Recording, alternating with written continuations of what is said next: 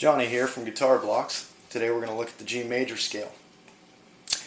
If you look at the Fretboard 101 page on guitarblocks.com, you'll find this about 3/4 of the way down the page, and it's handy to print it out or have it on your phone or on your computer, your laptop, something, so you can actually look at it when you practice this scale, because you'll only be able to get so much out of the video. You'll get a little bit out of this, a little bit out of the actual scale by looking at it, and you're going to want to remember that pattern in your mind. Look at that pattern and remember it, because it's also going to be your A major scale, your B major scale, and wherever else you move it, it will be that scale. That's why they call it a movable scale. But we're going to look at it in G.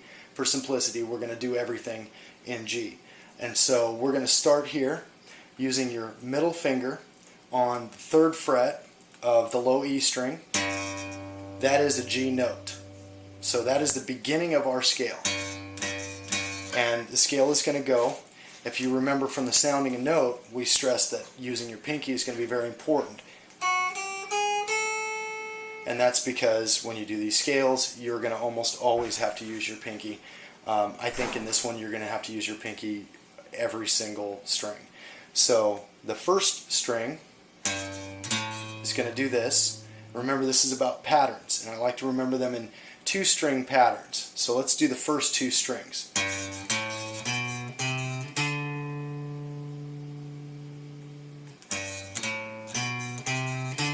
The second string, obviously we're using our first finger, our middle finger, and we're skipping our ring finger and going to the pinky. So we're going to go, and you notice we're backing up a fret here. So every single string in this scale, in this major scale, is going to end on this 5th fret. So right there. So every single one, notice how it ends there. Where they start and the things in the middle are going to be a little bit different, but they're always going to end on that 5th fret. So the first 2 strings are going to be, next 2 strings, oops,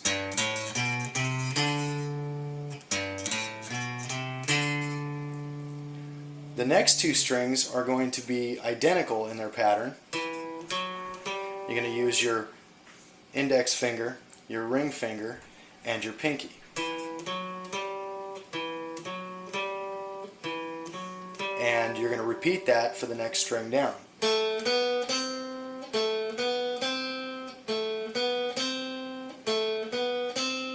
So our first 2 strings and our second 2 strings.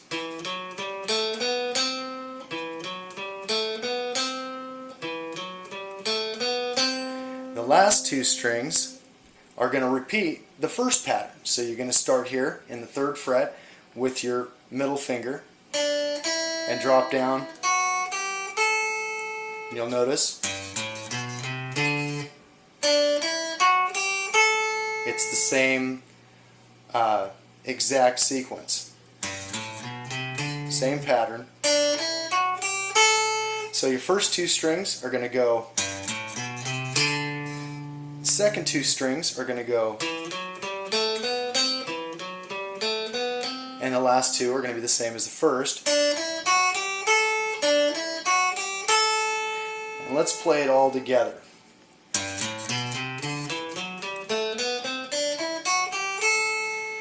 Now, you're not going to be able to do that fast, or even slower than that, and that's not extremely fast, obviously.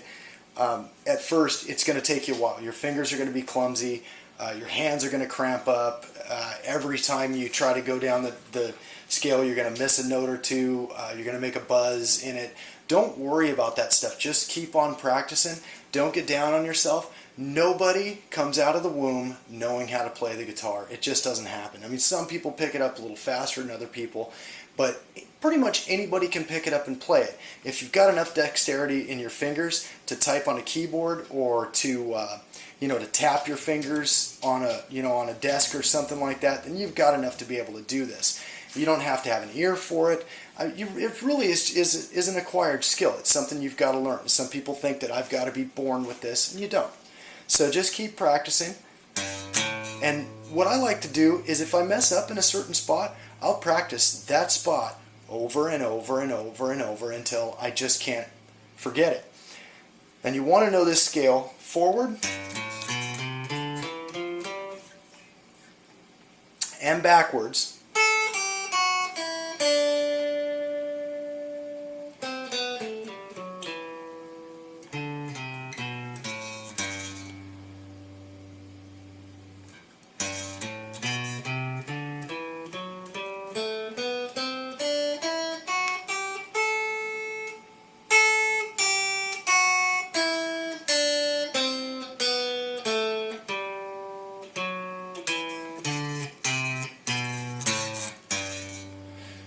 It's actually more difficult to play it slow after you've learned to do it faster, at a faster pace.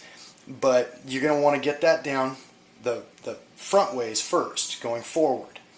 And once you get down to where you can go forward, you can walk away from your guitar, come back an hour later or a day later, pick it up, and from memory actually play that forward. Then you're going to want to attempt to do it backwards, and doing it backwards is going to be very difficult. Again, your fingers are going to be clumsy. Now you've finally learned to get it forward. They're going to want to keep going forward. You're going to have to train them that sometimes you go forward, sometimes you go backwards.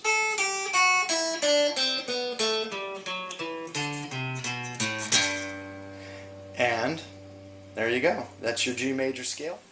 So that's also an A major scale if you move it to the A, to where your A note is the first one. If you move it to where your B note is the first one, then it's a B major scale. Well, you'll see this with the power chords as well. So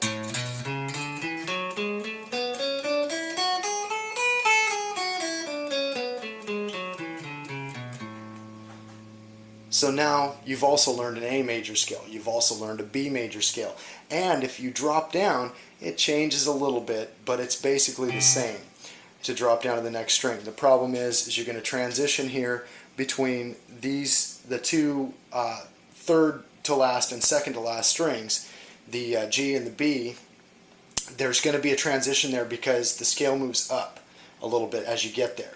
And so whenever you're doing a scale, there'll always be something kind of funny here between these two strings. And this is where you're going to slide over and transition in your blues scale. This is where your scale starts to repeat the pattern, and that's because these two notes, you'll notice when you're tuning your guitar, if you tune it in that this one's going to be, you're going to actually drop over a half step. So again, practice that scale, the G major scale.